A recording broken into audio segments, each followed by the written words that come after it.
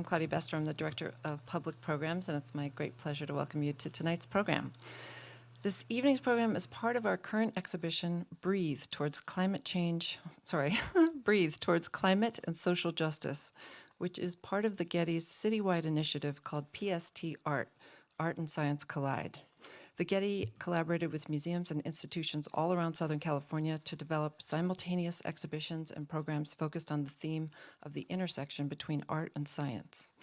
The Hammer Museum's exhibition examines art practices that address the climate crisis and related human-caused disasters, and their inescapable intersection with issues of equity and social justice.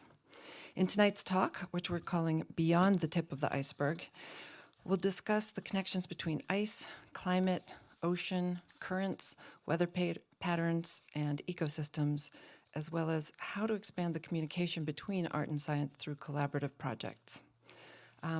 Before we dive into tonight's discussion, I'd like to highlight a couple of upcoming programs we have planned. Tomorrow, October 23rd, we're hosting another program related to our Breathe exhibition. It's a screening of a film called Techne, Evidence of the Anthropocene. And on November 12th, we'll have a talk with Breathe artist Michael Jew, and artist and Breathe co-curator Glenn Kino, and scientists from Conservation International and the Surfrider Foundation to talk about protecting marine ecosystems. So now I'm delighted to introduce our distinguished guests for tonight's conversation: Rob Reynolds, David Sutherland, Twila Moon, and James Nisbet. Rob Reynolds is a Los Angeles-based artist working in painting, sculpture, sound, video, and augmented reality. His recent projects use analog and digital technologies to investigate being, perception, and the ecological, with a recent focus on the Arctic and the popular imagination. In 2023, Reynolds traveled extensively in the Arctic with support of a National Science Foundation grant, gathering images for an ongoing multidisciplinary project called A Fragile Absolute. His artwork is in numerous public and private collections, including at LACMA, the LA Natural History Museum, the Brick, formerly known as LAX Art, the RISD Museum, and here at the Hammer Museum. Reynolds has worked closely on his Arctic projects with oceanographer David Sutherland and glaciologist Twila Moon, both of whom are here tonight. Dr. Twila Moon is a world-renowned scientist specializing in the connections across ice, climate, ocean, and ecosystem. She's the deputy lead scientist and science communication liaison at the National Snow and Ice Data Center, which is part of the University of Colorado Boulder's Institute for Research in Environmental Sciences. Her research focuses on the Greenland ice sheet and the Arctic. Dr. David Sutherland is a physical oceanographer who uses observations and numerical models to explore coastal and estuarine systems. He's an academic expert on oceanography and the ocean's role in climate change, specifically how the ocean affects ice-covered areas such as Greenland, Antarctica, and the Arctic Ocean. His research focuses on coastal oceanography, and in the Arctic, this means how melting glaciers impact the ocean and vice versa. Sutherland is a professor in the Department of Earth Sciences at the University of Oregon, where he runs the Oceans and Ice Lab, and he spends his summers in Greenland studying ocean temperatures and glacier behavior. Dr. James Nisbet is our moderator tonight. He's a noted art historian and a leading scholar of eco and contemporary art. His research addresses modern and contemporary art, theory, and criticism, with particular interests in environmental history, modern science, abstraction, conceptualism, and the history of photography. He is the chair of the Art History Department at UC Irvine, where he's also the director of the Environmental Humanities Research Center in the UC Irvine School of the Humanities. So I'd like to start by showing you a brief 3-minute preview of a longer feature film that Rob Reynolds is currently working on, and which features Dr. Twila Moon, and it kind of sets the stage for tonight's conversation. The feature film, when it's complete, it's in production right now, it will be called In Flux, Arctic Present, Planet Future. So let's go ahead and show the teaser.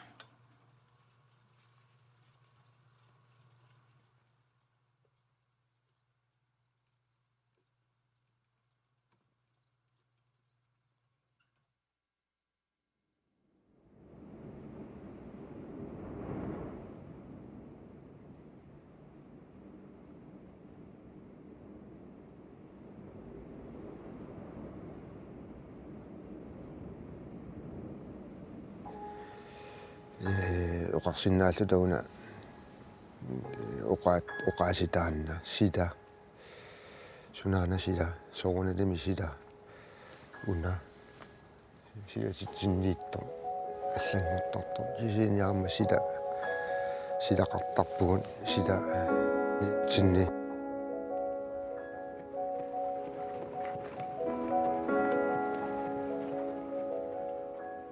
I think there's an entry point of interest that is still the awe of our Earth system. The size of icebergs, the sound of ice breaking off, the scale that we can talk about. And then it's understanding how quickly it's changing now. You can see a lot of how things are changing here from satellite, and you can put things into a model and simulate them, but for any of that to make any sense, you need to have measurements on the ground. That's why so many scientists are doing so many different things in all the fjords around Greenland, on the ice, in the ocean, and everywhere in between. These glaciers are pinned at the bottom, what we call the grounding line, where they touch the seafloor and the sediment, and that warm water has access to that point and can erode it.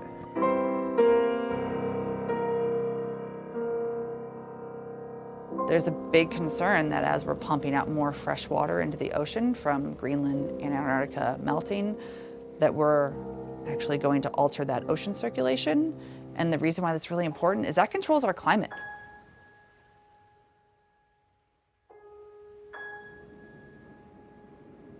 I sometimes daydream about what it would have meant for our place now, for our atmosphere to be more emotionally accessible to us and accessible to all 5 of our senses. I mean, we're breathing air right now that has 50% more carbon dioxide than 100 years ago, that has more than 100 times the methane in it than it did 100 years ago. Right now, this around us, right? But we cannot see it. And that has been one of the most difficult things, I think, for people to understand how we are interacting with climate and producing it.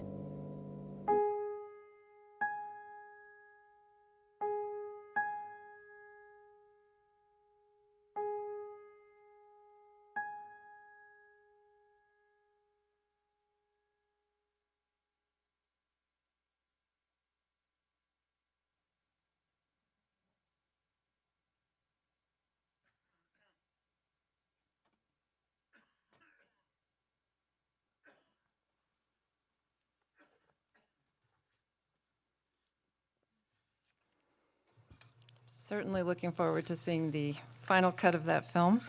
I also want to mention that after tonight's conversation and some audience Q&A, we're going to have a chance to continue the conversation over some light refreshments in the theater lobby. So thank you all for joining us tonight, and please join me in welcoming Rob Reynolds, David Sutherland, Twila Moon, and James Nisbet. Oh my God.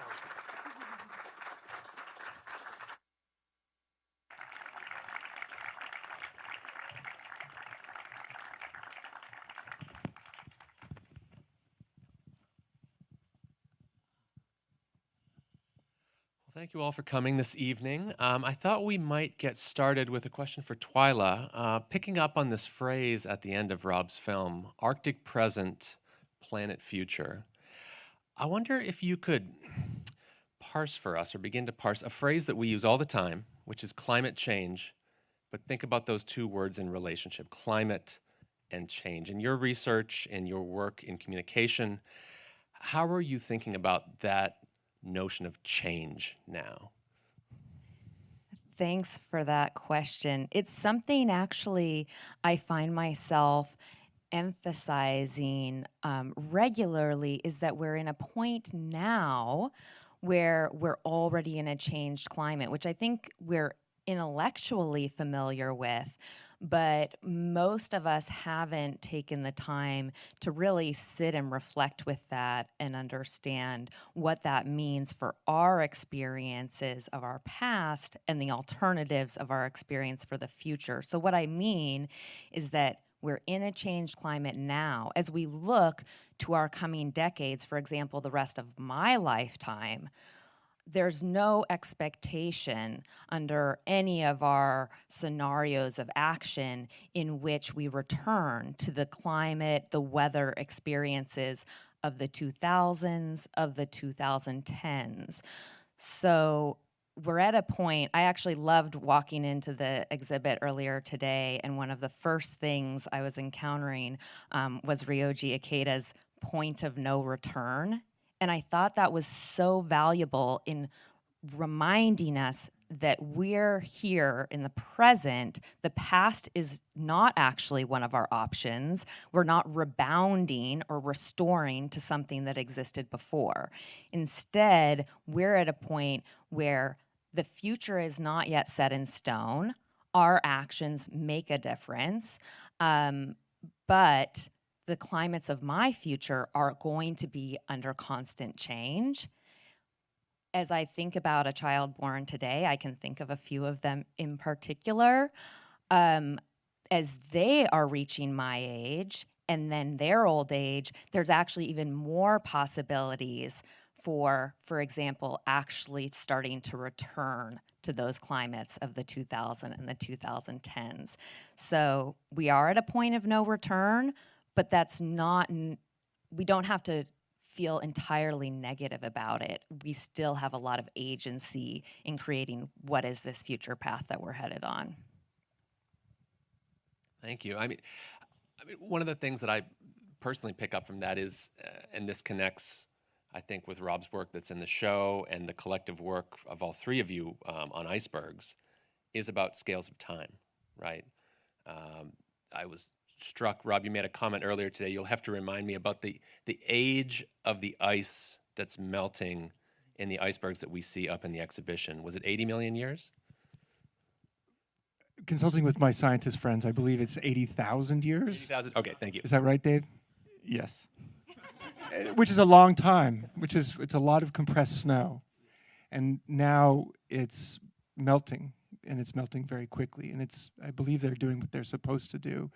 But the metric that we're faced with is the estimate that it's 4 times faster, it's 4 times hotter in the Arctic than it is in the rest of the world relationally. So it's happening at a very accelerated rate. And our friends in Greenland have different metrics for it. It's more observational, but what they see is very important and very helpful. What do you think, Dave? Is it around 80K? Yeah, that sounds about right. I mean, it depends what glacier it's coming from, right? So icebergs are coming from glaciers. I think a concept, so as a scientist, we think a lot about time scales and spatial scales, and I think hopefully that trailer showed you a little bit about the spatial scales of the ice that is coming off the Greenland ice sheet. But I think, for me, an interesting concept that comes out of sort of the environmental studies and environmental science world is this shifting baselines idea that we all live within, the world we live in, and it's all relative to our experience. But as a scientist, a lot of the work that motivated, me working with Rob and Twila is even just getting data and getting imagery and on what the current baseline is, right? We still lack a lot of just really basic knowledge of some of these processes and some of these, beyond the tip of the iceberg, right? We didn't have imagery underwater for a really long time of the icebergs themselves. So picking up on that response, and maybe for those who haven't had a chance to see the show, Rob, could you tell us just a bit about the works that you have in the show and how they came into being and what that was like on a collaborative level also? I'm very happy to do that. And first of all, I just want to say what a thrill it is to be showing them here. We had a very nice impromptu conversation with Annie Philbin, who's made this incredibly open, almost like common space for us to come together and to see art and to have conversations like this and to support a show like Breathe with Mika Yoshitake and Glenn Kino's excellent curating, making intersectional connections for us and helping us see intersectional connections between climate and social justice. The interconnections are numerous. And for me, this is a project of experimentation. This is a project of feeling. This is a project of reckoning with certain kinds of feelings. And for whatever reason, the iceberg has become a kind of enduring, fascination for me. And in some senses because the scientific work that's done with them and the artistic history of work that's been done around them, they are a real-time index of what's happening around us that's so hard to reconcile with the limits of our language and the limits of our understanding. And I do feel, in a sense, that we're all in this very painful space of entry into knowledge of humankind as geological force. We don't really have the language to describe this, and maybe art is a way that we can kind of make inroads to it. So in the show, to answer your question, there is a large augmented reality, a sort of scaleless augmented reality iceberg that is impaled on the facade of the Occidental Petroleum Building Tower, which you can see from two different locations, from the mezzanine and from the Tunney Bridge. And the experiences are approximately scaled so that it's as if it is really there, and its axis is embedded somewhere between the 4th and 10th floors, and it's grinding into the facade, and it's something that you see through your phone on the Snapchat application. And it's a kind of experiment that I'm doing with a virtual iceberg that's built off of visual data and data that you captured in Greenland in 2017. Now, the other piece is a marble sculpture on its own shipping crate as a pedestal, which is based on some research that you were doing in the field in 2018, I believe. And it is just inside the front door of the entry into the gallery. And I don't know, I hope that most of you might have seen it, and if not, the show is up for a good bit and you can come and experience it in person, and I hope that's sort of what it's about. It's about two radically different physical experiences or presences of these actual icebergs that existed and are now seawater.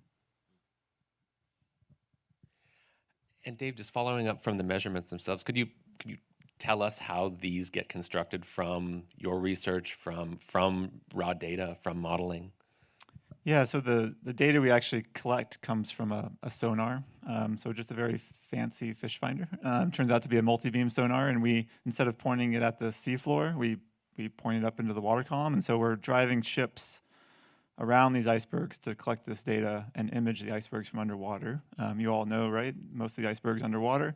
But it turns out, right, we have gigabytes and terabytes and millions of satellite images of icebergs from above water. We don't have that many images from below water. And so some of this project that originated, going on 10 years ago now, was really, there were a few motivations. One was really just exploration and fun. Like, we need the data to see what these icebergs look like underwater. The other was more scientific, thinking about how we might predict melt rates of icebergs. Turns out we don't know how ice melts in water. And then, it was a very serendipity sort of moment when Rob emailed me, because I was thinking, like, okay, we have all this imagery of icebergs underwater, and we're going to publish it in scientific journals and tell scientists about this.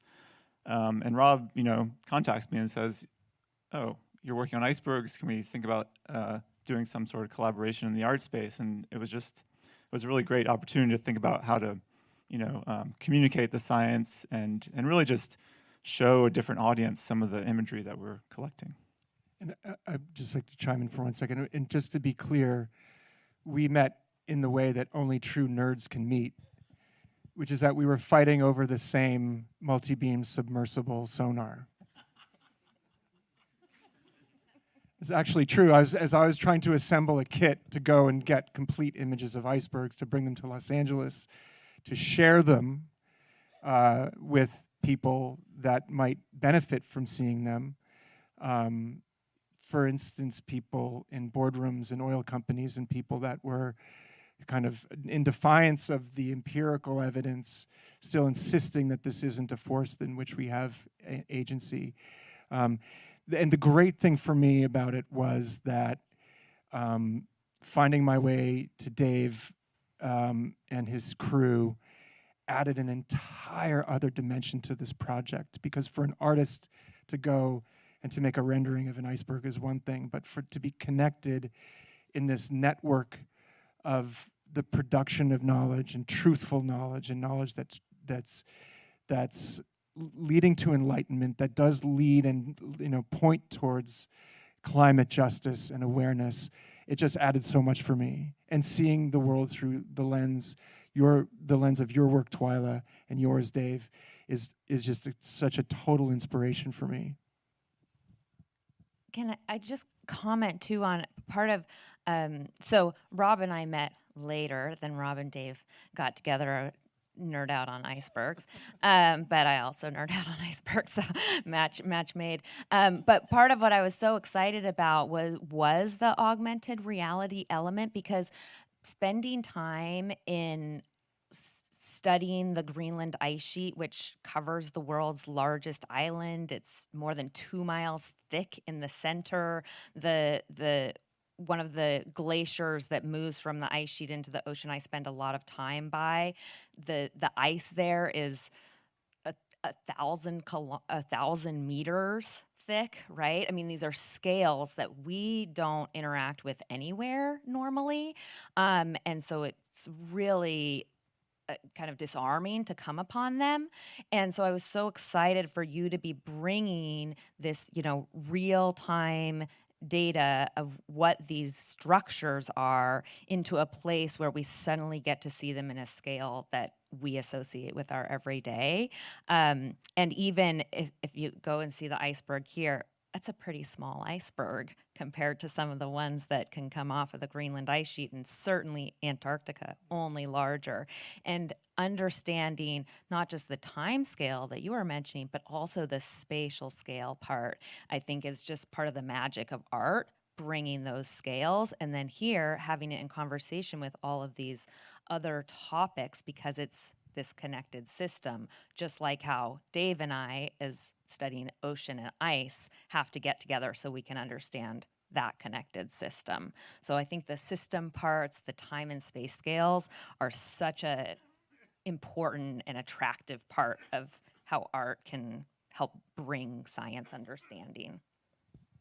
Yeah, I find that so interesting because if I'm hearing you correctly, what we're talking about is not bringing fields together, different fields and expertises and the things that we study, not bringing them maybe fully together, but bringing them close so that there's like a little synapse there that's firing back and forth, right? And I wonder if we could kind of stay with that further and push on that and maybe just think out loud about what each of you sees the role of art here in particular bringing to the science, and also the science in return to the art. I mean, a related question of that for me is what exactly are the things out there that you've contributed to this show, Rob? Is that sculpture a death mask? Is it a sculpture? Is the AR experience a kind of cinematic experience? Is it an experience of the present? Is it an experience of the past, of potential futures? Is it itself a kind of collision about bringing places in contact with one another, bringing icebergs to Los Angeles? I just offer it as an open-ended question about the kind of pings and firings that are happening here. Jamie, one of the lines in Second Sight that really has stayed with me since before we met was that you speak of a cross communication between art and science, and you're talking actually about a Richard Serra piece, and I think that it really helped me kind of bring into language a feeling that I have, basically that what Dave and Twila do is a certain type of production of knowledge, and what art can do with it, I think, is an entirely other kind of thing. And I like your idea of a synaptic connection. And you know, I'm very wary of an on-the-nose kind of data visualization solution. I think that art is a kind of poetic thing, a visual poetic thing, that hopefully produces new meaning and the possibility of new experiences. And I think you're spot on. I'm pleased that you feel the AR experience is somewhat cinematic. I was thinking about monster movies a little bit, about how monsters are these amazing beings that help us engage with repressed feelings in a way. They're the manifestation, like think about Godzilla and being irradiated and just being, we don't even know why Godzilla is so angry, but it's just stomping through Tokyo, and we love Godzilla for this. And we're put on our back foot. And then, you know, this kind of real-time experience of the iceberg, it's meant to be transitory, very brief, and also on a platform that's really geared for quick, ephemeral interaction. And in that sense, I view it as a kind of an experiment. And like, can we have a kind of ecological intervention on a platform that's really, really, really good at making funny faces and making things and messaging your friends and being very twitchy? And the answer is, it is what it is. You know, well, I have some user data on it, and it's not breaking the internet. But it's interesting. People are engaging with it, and you know, I'm sort of a neophyte on the platform, so I don't really see the downstream aspect of it. And as for the death mask part of it, I'm being a ball hog, and I would like to hear what you guys think about that. Well, I mean, just hearing you talk about art, I guess your description of the art world and your process sounds a lot like science to me, in terms of it being a creative process and having to be curious and come up with solutions, and the way you present your work really matters. And we think a lot about that as scientists too. I think a lot of scientists are maybe want to be artists. You know, we design these beautiful figures and we hope people look at them, but for me, the pings and the synopsis firing are more about the different types of questions we get when I work with Rob or with other artists. You just get asked, sometimes it seems like off the wall questions, but then it's like, oh wow, like, yeah, I should really think about that. Or it brings out a different way of looking at something. And or for the iceberg that's up in the exhibit hall, it was more about the scale, right? There's the scale that he's showing this iceberg at, but then we could zoom in or zoom out, and there'd be different scales that you would see on that iceberg. And so it really is a choice in how you present the work, both artistically or scientifically. You know, I have to point out that the augmented reality piece gets the ephemeral bit, but that iceberg in marble is, I mean, marble is the stuff of monuments, right? And so there's kind of an interesting two ways to interact with icebergs that you have here. And there's something, I think, about studying icebergs, which also sort of plays with this, where the scale can be so big and they feel so solid. But, you know, part of my interest in icebergs, I know part of Dave's interest in icebergs, is because they're in constant change, because they're in a state of transformation into fresh water.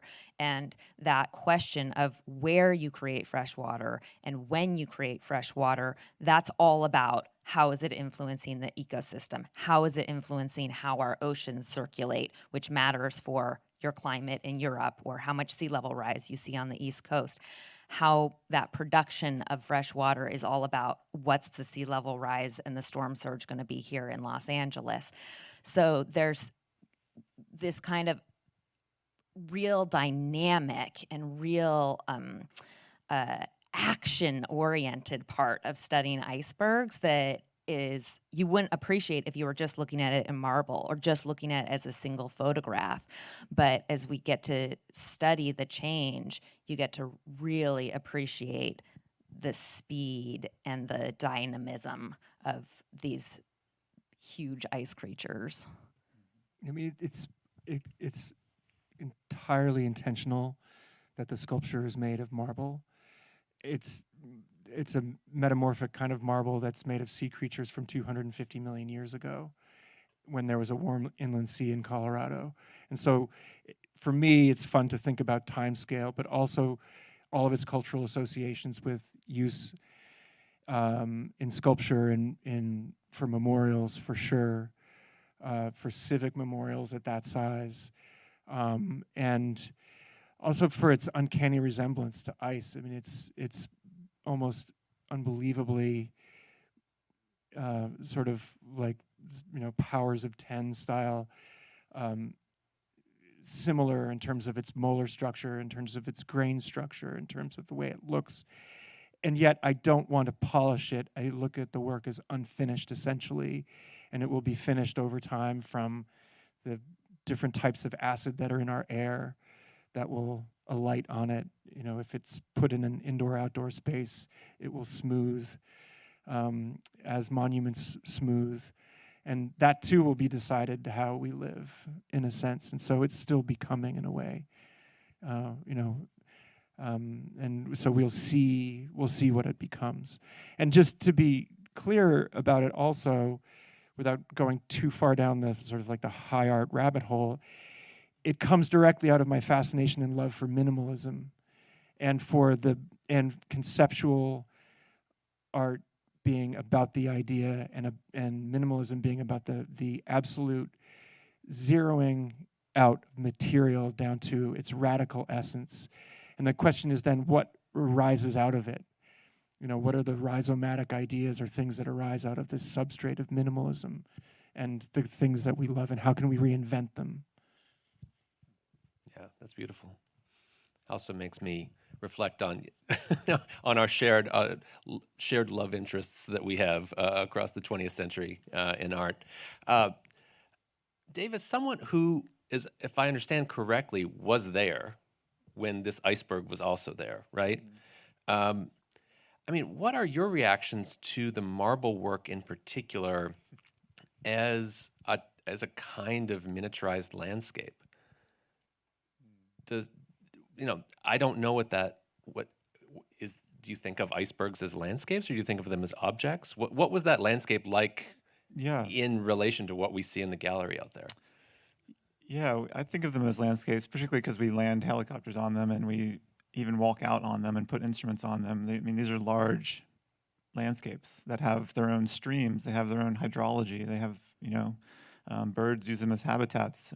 So it is a landscape. It's a very fleeting one, right? The iceberg sculpture that you see up there, like 10 minutes later, it didn't look like that anymore, right? It's melting in real time. And so that's a snapshot of that particular iceberg at that particular time. And so for me, it's hard for me to look at that iceberg and not think about the data we collected and how we could have done it better. But I do see it as a landscape. Yeah. Oh, that's interesting. I'm curious as well, and this is a question for all of you, but maybe Twila to begin with, because it's fundamentally a communication question. I'm interested in the tone of the works. The tone of the works are not identical, but they're related. And it's a very different tone than, say, from my own recent experience. I was just teaching a work by a group called the Yes Men, who in Manhattan hired marketing laborers, workers, day workers, to dress up like they worked for the Shell Oil Company, push around a cart in the city with a block of ice in it, claiming that that was the last piece of iceberg, and selling snow cones from it. Right. So the kind of the joke of the work is also meant to be the slap of the realization of it, right? But it plays with a set of expectations and is not entirely upfront about what the work is really up to, and what the level of buy-in even is among the various participants in the work. So it's something, just as an example, say, that also is about melting icebergs and happens to have a very different tone and approach to Rob's work. I'm just inviting some reflection upon that tone as a kind of communication.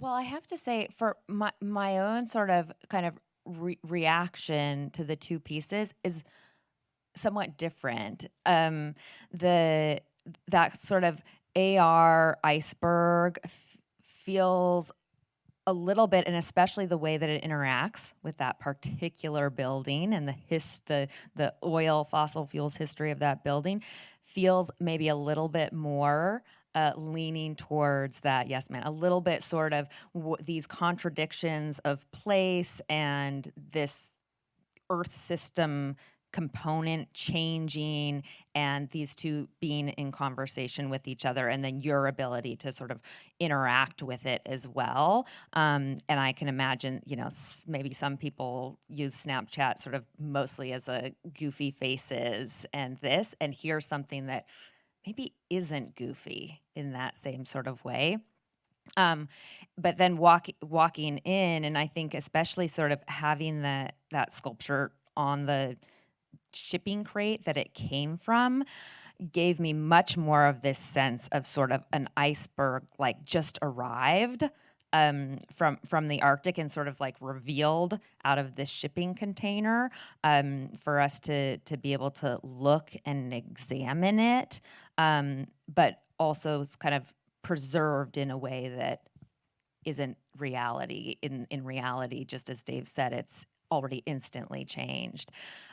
So I like that there's already in those senses sort of multiple tones of communication, of being able to understand the scale, think of it as changing, really examine it up close in detail, and also get a sense that as Dave was mentioning, I mean, really being able to see all of that iceberg that sits underneath the water surface is a big challenge.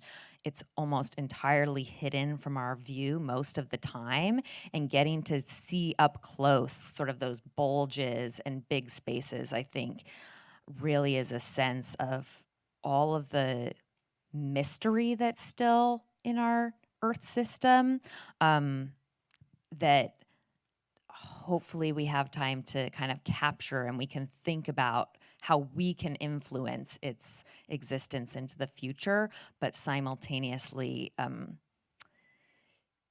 it's not totally accessible to us. Yeah, maybe I'll add to that. I mean, the sculpture piece really reminds me of like Olafur Eliasson's work, where he actually put pieces of ice on pedestals, and they from Greenland, and they melted at one of the COP meetings.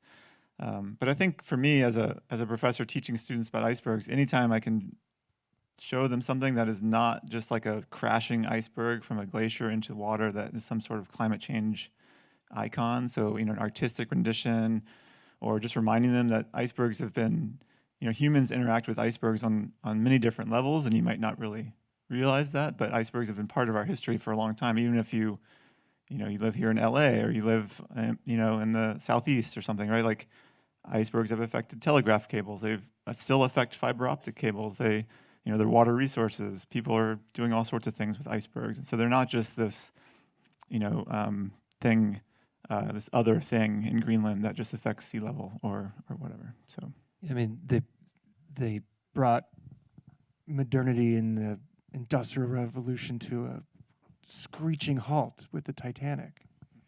And what my goal is, on some level, is for the viewing experience to be one of visual pleasure first, to have fun with whatever art historical sleuthing and references and context that we bring to it. It is a discourse, after all. And yet, the thing that your work brings to it, I think, so truly, is that when you look at the work, you can't not see it. It was, and it is no longer. And I think on the simplest way, it's metaphorical and it's an exaggeration, and to say that, they're not the only ones that have done that over time, but maybe it's an invitation to contemplation. And to be clear, like, this project really came from a place of personal frustration and maybe anger, and also a keen awareness of my own complicity in this issue, and a desire for the enlightened engagement of the world as it actually is. And now, 10 years later, having gone through all these different phases, now it's one of contemplation. And I almost think about Scholars Rocks when I look at the marble one. And something about its presence and the material, with all of its contradictions, is something else. To stay with those responses a little further, I'm curious how you all would respond to, I mean, really simply put, you've each answered in different ways already, which is why icebergs. But to elaborate that on a little further, icebergs, to borrow Dave's word, have been so iconic as images and as part of a narrative of global warming, of climate change, and yet we need to stay with them, right? And so I'm curious about that staying with icebergs, about what we need to continue to understand about them that frankly is perhaps missing in the iconic place that they've held within climate discourses. Yeah, I'm happy to start. So I think for me, part of what has been missing, and what is missing as we just see them as sort of this iconic something too, is the connection that they have with each of us, with each of our communities. And it's almost so scientifically, one of the reasons that icebergs are really interesting is because scientists are constantly working to create models, computer simulations of the future, right? We aren't able to give you a glass, exactly what the future is, but we can give humanity some very good ideas of what the future is. And a lot of our global climate models have not taken in those details of icebergs. And so as you imagine this monstrous Greenland or Antarctic ice sheet losing ice, these models are sort of, oh, they don't spend time as icebergs. It sort of instantly becomes fresh melted water. But that changes when and where you're producing the fresh water, which matters locally and regionally and globally. And so in that way, it was kind of like this missing gap of the reality versus what we were modeling. And I almost think that you can think of kind of like a parallel gap in our understanding of moving from this is just something over there that's a big iceberg that has some polar bears on it in the Arctic or some penguins on it in the Antarctic. I'm over here. There's not a connection between these two things. And I think a lot of the work is helping make those connections so that we understand here all of our activities that are about our transportation and are about how we're heating and cooling and building our buildings, that are about the food we're eating, that are about, policies we're supporting. All of these elements actually really instantly communicate with this huge iceberg, with this ice sheet.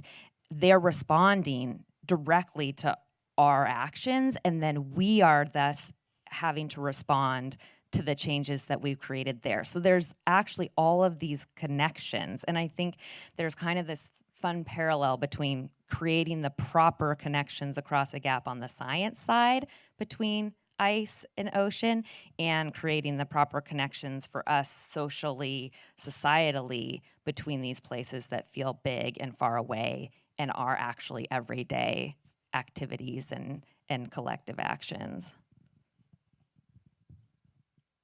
Yeah, I can add to that. I think why icebergs, for me, I mean, looking back on it, I wonder if, so Titanic happened, 1912? 1913. International Ice Patrol was formed, right? They've done a good job. Hasn't been another Titanic since. But in the 1910s and 1920s, there was this really big surge in iceberg science, right? The International Ice Patrol, the North American Ice Service, the Canadian Ice Service, they were sending boats to Greenland, to the source of these icebergs and studying icebergs. And then it kind of waned. And then in the 60s and 70s, iceberg science kind of had another resurgence. This is when people were thinking about towing icebergs to Saudi Arabia as a water resource and doing all sorts of studies on whether that was feasible.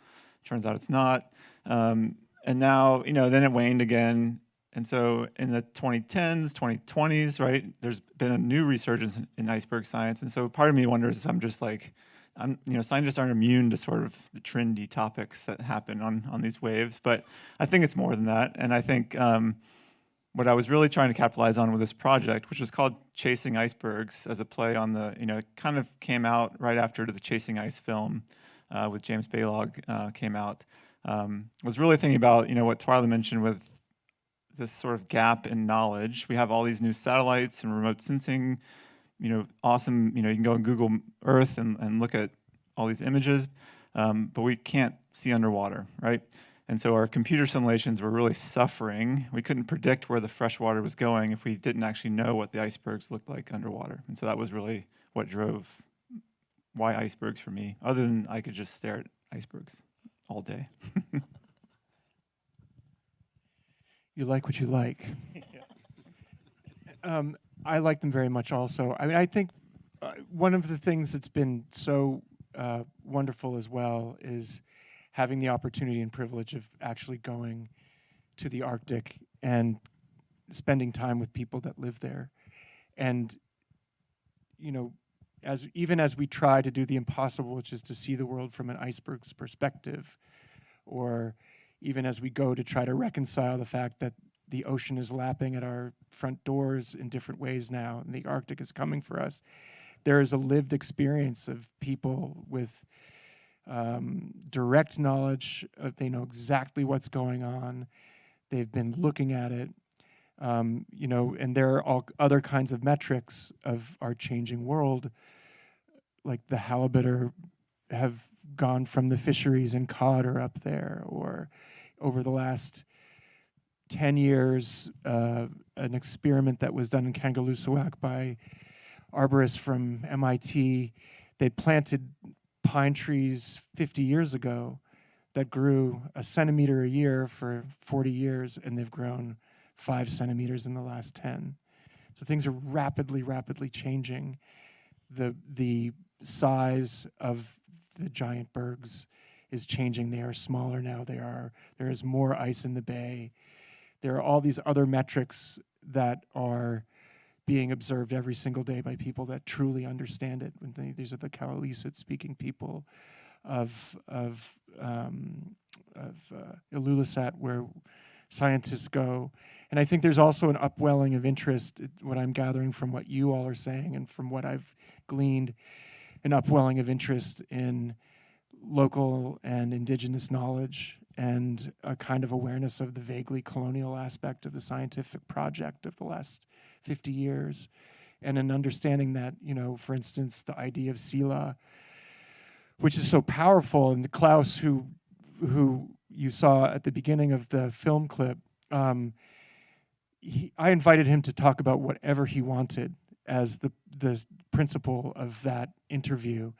And he chose to talk about that, and I was so moved by it, because I feel like if, for instance, the word for weather and the word for knowledge and the word for spirit were all one and the same, we might walk through the world in a slightly different way. And I think that that's something that I'm really feeling so much in Breathe because of Mika and Glenn's curatorial practice. I think it's feeding this hunger that I have, that we have for non-Western modes of thought, for local and indigenous knowledge, for ways of being in the world that help us reckon with what's happening now. And so if there's a sort of like softball here, I'm so curious about your anecdotes of your recent travels. You've been to Greenland 20 times. What have you been gleaning? What are your interactions with local people there, and how is that informing your science?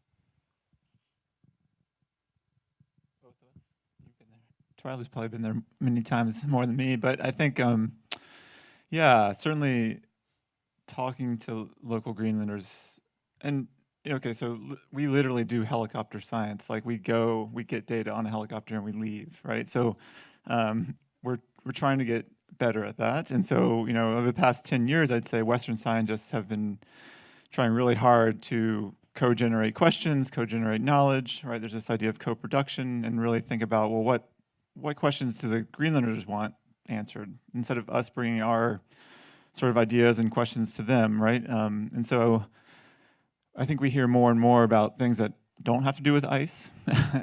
So honestly, like when you go to Greenland, you ask people about ice, sometimes they just look at you and say, I don't want to talk about ice. I want to talk about these other things. And that's fine. And so I think, it's just listening a lot is what I've learned. I think over the past 20 years of going to Greenland is trying now to think about ways that our science might help them, but also, working just with them more. And that seems really obvious now, but it wasn't so obvious, I guess, 20 years ago. I think another thing that has been just sort of patently ignored for probably going on centuries with Western science is a willingness to build capacity in the people in the Arctic, in indigenous peoples of the Arctic, in Greenlanders, without needing to control that capacity, with being able to say, you already have a more complete understanding of this environment than I can ever hope to have, not only because you understand the physical places of it, but you understand the histories of it, the people histories of it, the relational histories of plants and animals and people and community, and what can it look like for us to support capacity there that you are leading and addressing the interests and needs of that place without us needing to create a control over it. But I think for me, one of the things that I think has been really useful about kind of at least sort of a awakening of Western science. I would say Western science is still really working to improve in this space. But I think a real appreciation of being able to bring together many different perspectives, many different ways of knowing, and construct a new language about it. And that's something that actually I feel like art has been much better at for a longer time, bringing together different ideas, moving them around together on the table, constructing a new language about it, constructing a new way of thinking and working towards a different future. And I think Western science is doing a lot to catch up in this kind of systems element, and also thinking about the human and the cultural and the social and the plant and the animal, it all as really interconnected, rather than kind of putting things into their own separate boxes. Yeah, it's fascinating for me to hear each of you talk about these ways of knowing in different ways, in different capacities, from different approaches. And one of the terms that has seemed to recur and circulate throughout this conversation is that of modeling, and how modeling might operate in the sciences, in the arts, how modeling might operate in different senses of time. As well. And I know that, modeling is really crucial to each of the projects that you generated for this exhibition, Rob. So I'm wondering if maybe putting it simply, like, do each of you think of modeling as a potentially generative term? From my perspective, it's a great gift, and because it's possible to bring hypothetical artworks into form with a kind of through a digital process. But to be completely clear, that's because this is a project that involves other people. It involved Kareem, a batliner from SciArc, who's a brilliant robotics engineer who helped with some of the initial modeling. And Nicholas Miller and Jeffrey Stuker, who are great artists in their own right, who've worked on this project with me, and with whom I have learned some of the processes of digital modeling, which I view in the same lineage as different types of art making techniques that have been, getting into our clutches since time immemorial. We kind of get in there, artist clutches. We get in there and we play with a camera obscura. We play with other optical devices. Think of the Polaroid camera and what it opened up. Think about these different types of technologies. So it's just another thing to play with, and it's extremely empowering. But it only works if I have a brilliant engineer like Michael French, who is an artist in his own right and a computer programmer. And in this sense, it's very collaborative. And in that sense, I want to be very clear and transparent about authorship on this. It's more like a film model, perhaps a director, but it's intensely collaborative. And that's something that I have a hunger for, and while the market might be geared towards excellence and like hyper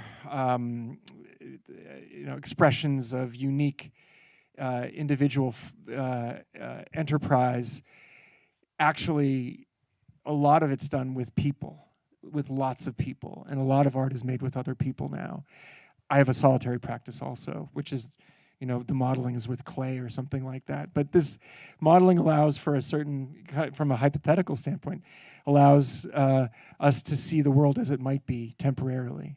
I think it's a different goal, though. It's less instrumental in a way than the modeling that you do.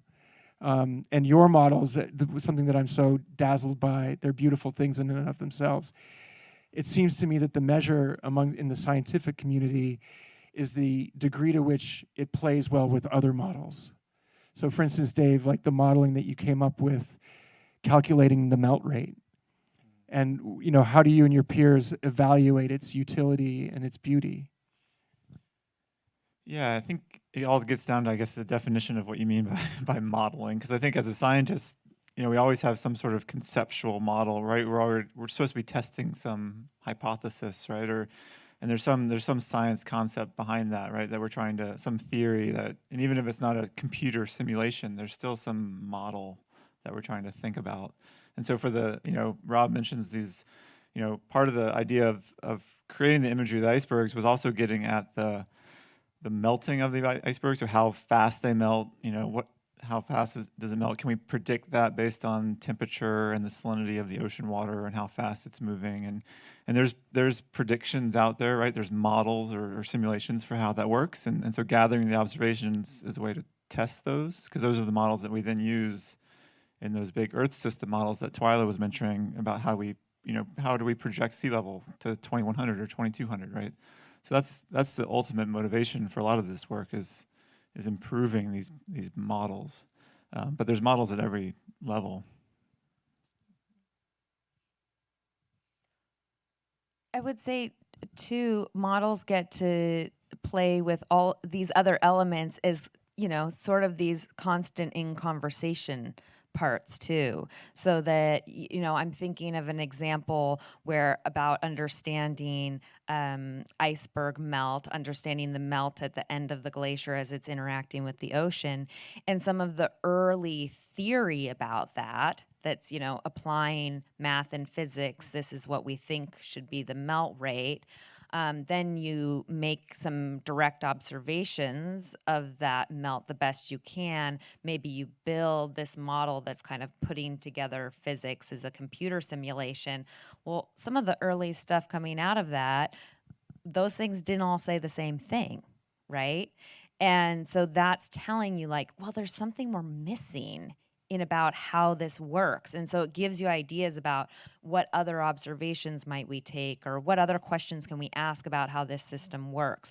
And so often sort of the theory, the math of it interacts with this kind of attempt to make something that is not reality, but incorporates many of the bits that you're able to see about reality versus what we really see. That's what's happening. That's the reality on the ground. And how do those things get to talk to each other in science so that you have a better idea of what questions still need answering?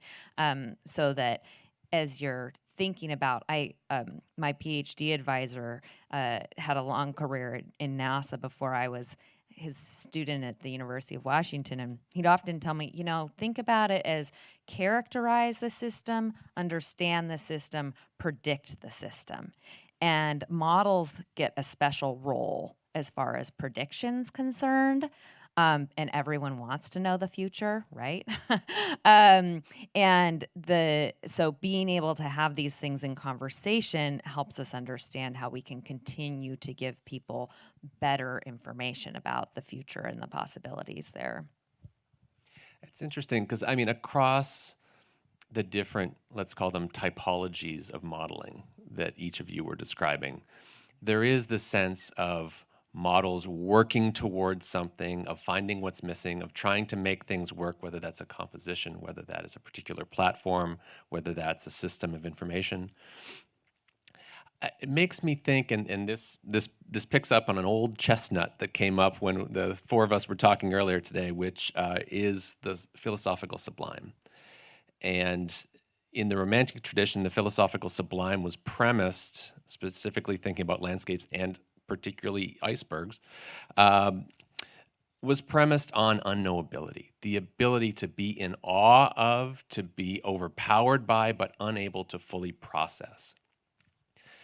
And it strikes me that the continued relevance of icebergs, and also, frankly, for any of the major, be it topics, tropes, icons of climate change, also turn on the unknowable.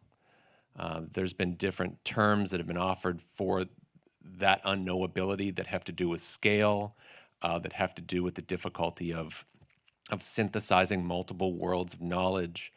And I would just, I guess, invite a reflection upon each of your continued engagements with climate, with icebergs, and how you grapple with questions of unknowability.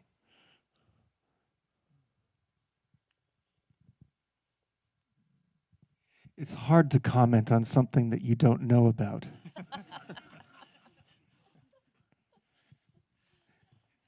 Sorry.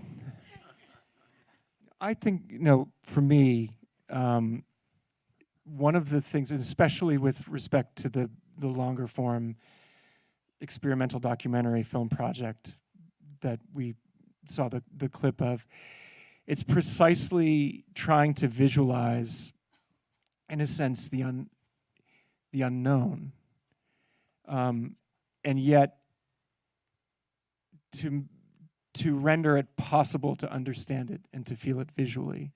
And I think one of the things that I'm feeling that sort of drove this project initially is that, the emotion of this time and the feeling of this time exceeded the language to describe it.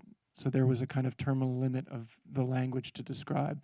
And so when a term like the Anthropocene comes into daily parlance, and suddenly we have this kind of unappealing term, it centers the human in the middle of it, but we begin to work towards or bend towards an understanding of this new condition that we're in. And I think one of the things that I'm observing is that we keep trying to put the old sublime back in its place. But I think that the condition of understanding this time changes it completely. Yeah, for me, one of the main reasons I'm a scientist is because of the unknown, right? I mean, that's what drives me. If I wanted to do known things, I'd maybe be an engineer. Not a dig. Or an abstract painter. No, I mean, we're always like, research is that, right? You have to be comfortable with not knowing the answer, and that you might never know the answer. And I think, when we have graduate students and we're teaching them how to do research and pushing them, a lot of them, it takes a long time for them to get comfortable with that fact that they're actually trying to push the boundaries of knowledge and understand things that maybe no one has understood before. And so that concept of unknowability is sort of what drives me, at least, and probably a lot of other scientists. It's something I think that it gets us in a lot of trouble, too. So first, there's a real distinction between the unknown and the unknowable. And science is about maybe trying to make what feels unknowable known. But because science is all about asking the question that hasn't been answered yet, right? I sometimes think of it as like science is building this monstrous palace, like teeny brick by teeny brick, and scientists are totally obsessed with the brick that hasn't been put in the castle yet. And so that's what we like to talk to people all about, is this thing that the brick that we don't know what it is yet. And we forget to talk about this monstrous castle that is the known, which was previously something that probably people felt was unknowable at some earlier time. And they kept, studying how to make the brick material, figure out the forms for it, how do you actually build it.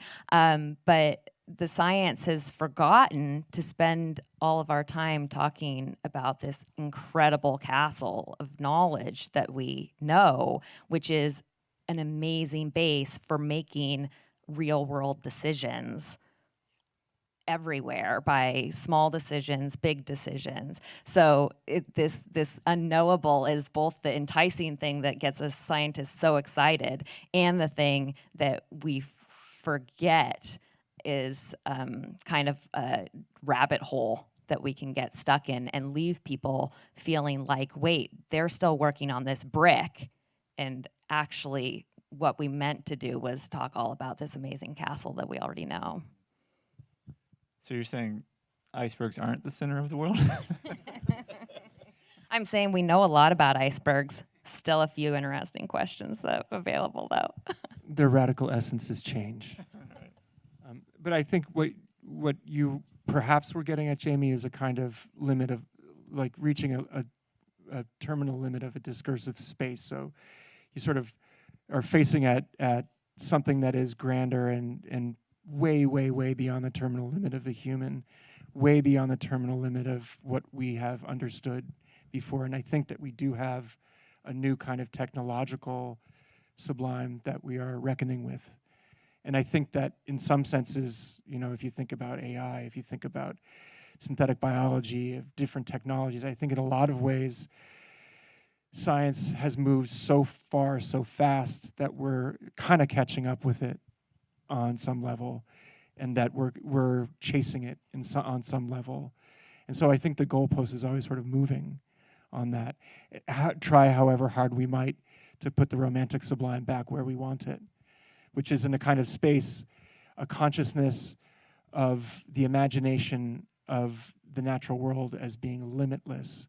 But as you've written very beautifully about the Earthrise photograph and the blue marble photograph, it was a kind of reckoning with the fact that our natural resources are radically limited, and that a unified model for the world is actually also not necessarily a good thing, that it's entirely problematic. Actually, one more kind of comment on this unknowable, because it's something I run into talking about our climate future. What are the possibilities of where we might collectively be? And I've sometimes run into, so scientists have taken, complex concepts of what socially, economically we might collectively do about our technology, our economies, how, do we become more collaborative internationally or more isolationist, these sorts of things, and then kind of taken all of that information, translated it into what it means for our emissions of heat trapping gases, and showed us, collectively what might our future look like across this range of human behavior scenarios. And I've sometimes run into folks who say, okay, well, you've made a computer simulation of what if it's this scenario or what if it's this scenario. Could you just go ahead and do the science to give me the scenario in between? Which always makes me really, chuckle and mad, because that's the part that we're creating. At some point, science giving you more and more fine-scale detail isn't the thing creating that future. It's us creating the future. So to some extent, we get to participate in creating the knowable. And I think that's something where we often like to sort of hold the intellectual information over here without connecting it directly with ourselves and realizing it's our agency in producing this thing. So we could make it more knowable because our actions are moving us to that future. And that's something that I think is super important to sort of appreciate that we are participants of this. Yeah, thank you. Thank you all. We have some time for audience questions. I believe we have some microphones with ushers in the back. So if you raise your hand, a microphone will find its way to you. We have a question here on my right, and I see a couple others further down. Yeah.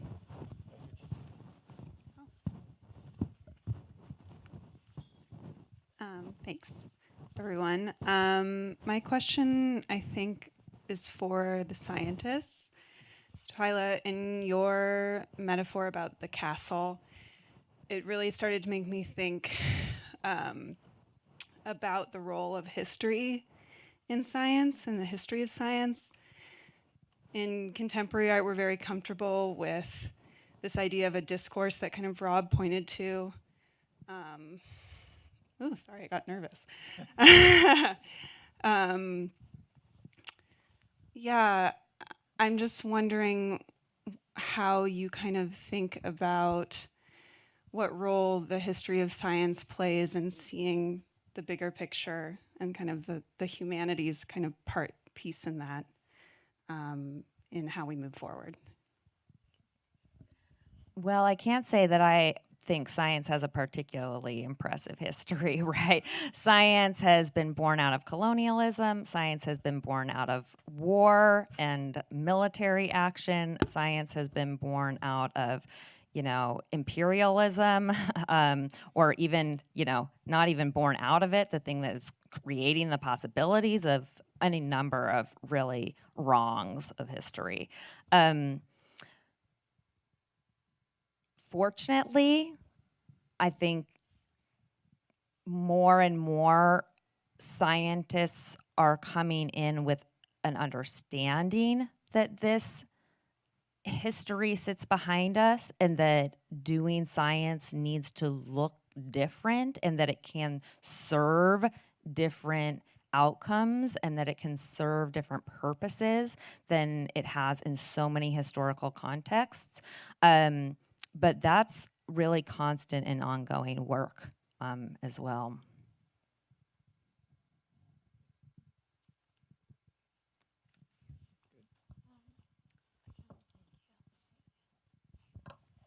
My question is with regard to having chosen Snapchat as the interactive modality instead of having created your own interface in which perhaps you could have educated children on their eco footprint and even empowered them to recycle and be more aware of their effect on their own future with regard to climate.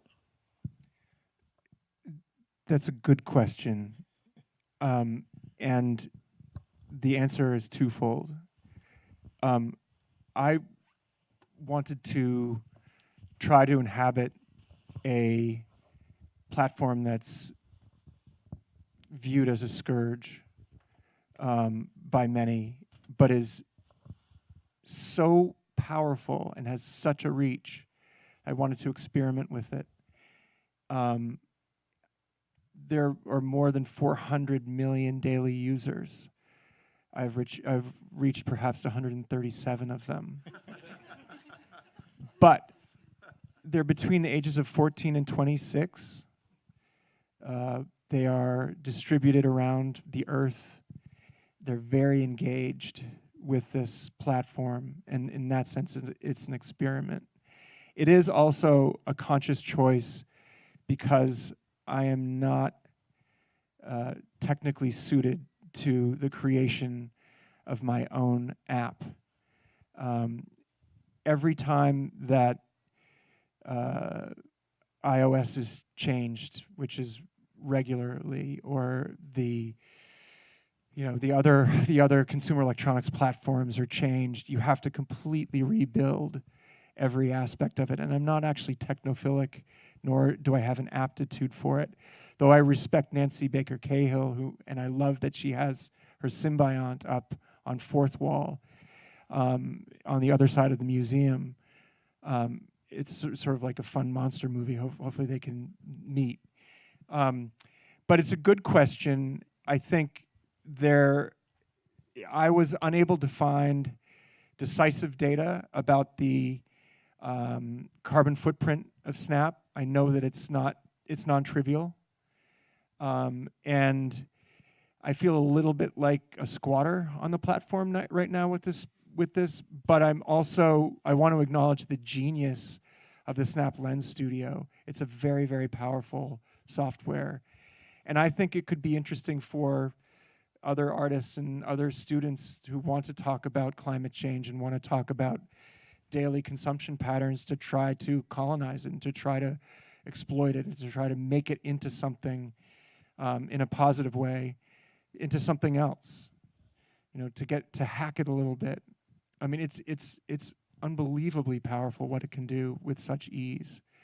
It's really ingenious, and and the other thing about it is that the company barely has revenues at this point, but it has this immense possibility of reach. Does that answer your question?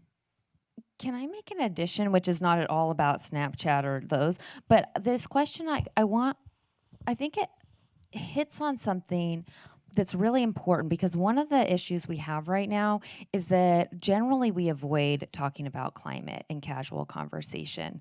We're not really comfortable bringing it up. Generally, if other people bring it up, you're probably going to kind of move to something else pretty quickly. You might say, hey, this is an issue. I don't know what to do about it. Me neither. Okay, let's talk about something else. And I think one of the things, and I think actually this is kind of also attached to our American culture, is that we tend to want to jump to a solution space. We tend to want to jump to sort of a responsibility space.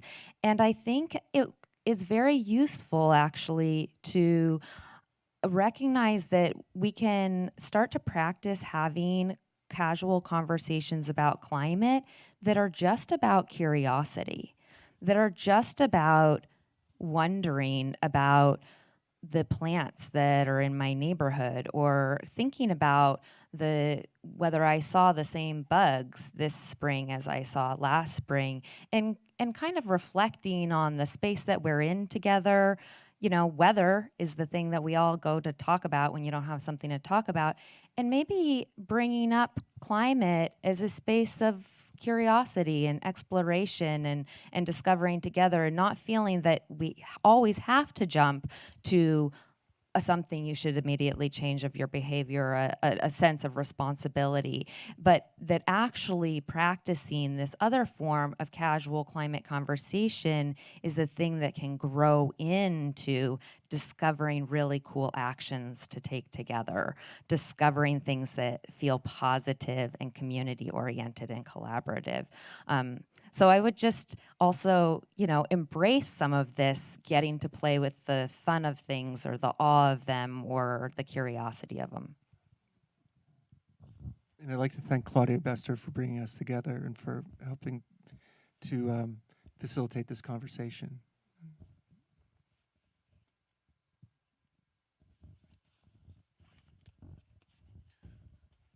Thank you. First of all, congratulations on the film. It looks beautiful. This is kind of going off of what you just said. I was wondering, Dr. Moon, you talk about seeing you on the film and seeing you tonight, the way you talk about it's so philosophically accessible, and something that's just like, not just, you don't have to be an artist or someone that's already into the climate space to really understand or to be engaged by it. And going with the theme of the night, I was wondering what other artists can do to kind of help move this conversation along into a broader space, so that we can inspire the public to either take action or to also inspire the public to inspire political change or any kind of policy change.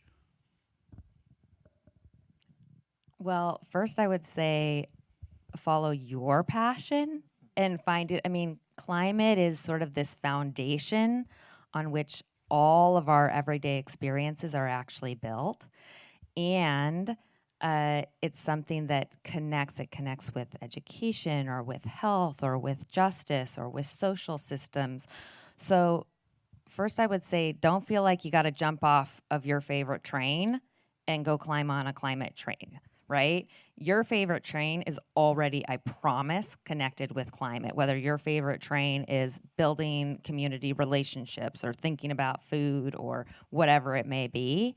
And find those connections and bring those connections to the conversation you're having. And follow your interests, right?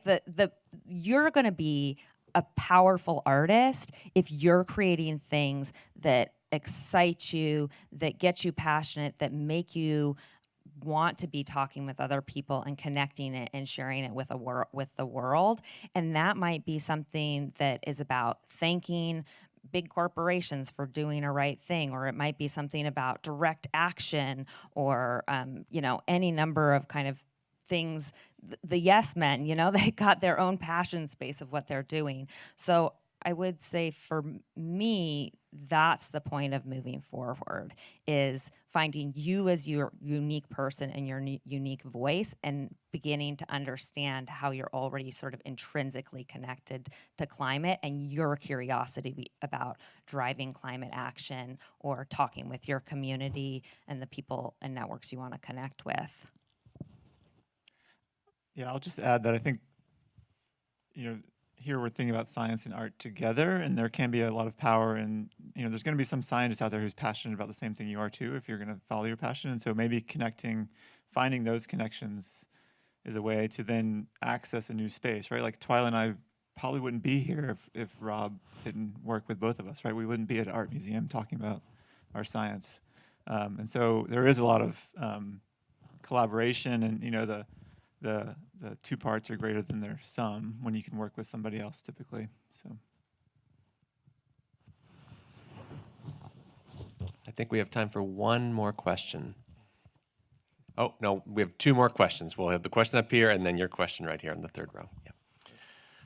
Dr. Moon, this is for you as well, I guess. At the beginning, your sort of opening statement, I agree, we're sort of not prepared for the change that has already happened.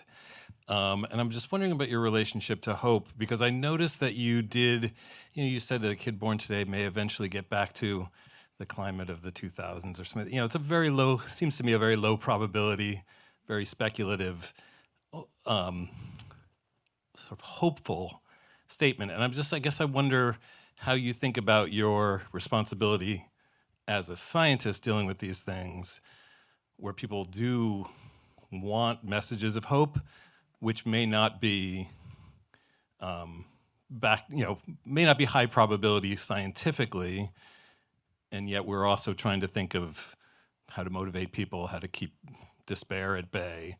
But, just how you navigate hope and sort of objective reality. I would say, so one of the things that I personally feel is really important as we bring forward climate is really basing ourselves in reality. And so this is hope bounded by reality, right? We have a wide range of possible futures, but not all of the futures are open to us, right? 2010 is not open to us in 2030. So for me, it's about really understanding, creating the best out of the change range that is possible to us. I was telling Rob earlier about a good friend of mine, Nina Elder, also an artist, who had a project that the title I will not exactly remember, but was something along the lines of, it will be different, but it might be beautiful. This sort of sense that we are going into a future that is climatically what we would consider more difficult, right? More extreme weather, heavy rain events, drought conditions, flood conditions. We have to be very realistic about experiencing those changes. So the hope is in how are we going to prepare and how are we going to support each other in arriving at those changes and in creating the least risk, the least damage future. One of the things I find myself talking more and more about is climate resilience, not climate resilience of our community, but climate resilience as individuals in our well-being. And psychologists have been thinking about this. Resilience used to be sort of a bounce back definition. Oh, you're resilient because you've bounced back. Well, individual climate resilience is not that. Individual climate resilience is being able to hold on to a well of negative and difficult emotions simultaneous to holding on to a well of positive and supportive emotions. And the way that we do this, because as we engage with climate, sadness, anger, fear, depression, grief, all of those are realities. I experience all of those emotions. But in order to keep having a large well of those emotions, I have to constantly work on my well of these positive emotions. And most of those are about relationship and are about community and about doing things with other people. So I find hope out of the action and relationship of agency and really clear-eyedly making decisions that bring us to the best possible future while recognizing that is still going to be a hard future, right? So I think it's a lot of it is sort of taking away this idea of living always in the happy or living always in the better or something along those lines, and much more about kind of these messy complexities in which we come together and support each other in moving through those. And a microphone for a final question. It's in. There's one on its way.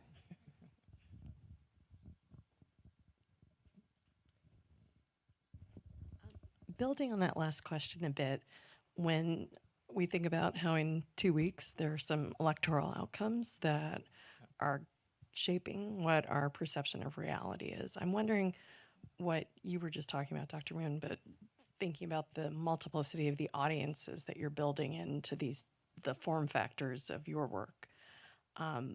This affect versus cognition piece and disinformation. And I'm wondering how that works, because there's that idea of clearly you've got data. The data tell us things. You're modeling it. You're all the realms that you just explored, and then you're creating art that is specifically speaking to it. Yet we have this time that we're in where disinformation and this denial and this polarization around these topics is so manifest that the inaction is part of what leaves us feeling so powerless. And I'm wondering, have you been thinking about the audiences that you're reaching? It was that, I mean, there's an articulated viewpoint that you want to see change, but how hopeful are you that that's going to happen using this kind of form? We have a lot of work to do, and we need to do it together. You know, and it may be even more work than we had ever imagined, but we have to, keep going and insist upon, enlightenment. I think, the thing that keeps me hopeful is teaching. So, being a professor at a large state institution, we teach very large classes. I'm reaching hundreds of students a year, and that's probably the most impact I will have. No one's going to care about my iceberg data at some point. And so that keeps me hopeful. It keeps, I guess it's teaching new students, for the past 15 years. Dave mentioned earlier James Baylog, and if you're not familiar with his work, you should look it up when you get home. He's made incredible, he's a photographer, National Geographic photographer. He's made incredible repeat imagery of ice all around the world showing its change. And I was actually on the ice sheet with him when I was a graduate student, and the first time I ever went into Greenland. It was also his discovery of ice. I was totally inspired by all of his visions, which he made true out of the way he would communicate about changes in ice. And many years later, I was also really obsessed with this kind of question of hope. And he's one of the people who I sat down with coffee and I asked him about his approach on hope. And he said, you know what, Twila? He said, I think you're asking the wrong question. You're focusing on the wrong thing. He said, don't focus on hope. Focus on whether the world is better because you're in it each day. And that's about what is your sphere of influence? What are the decisions and people that you get to move? And I mean, he told me that as probably 15 years ago now, and I think about it on a very regular basis. Well, thanks to each of you in the audience for your thoughtful questions and seconding Rob's statement to Claudia Bester for bringing us together this evening and organizing this event. And please join me in a round of applause for each of our conversations. Thank you, everyone, for coming out on a Tuesday night before this momentous election. I think we're all together and we can see each other, and onward we go. Thank you. Thank you, friends.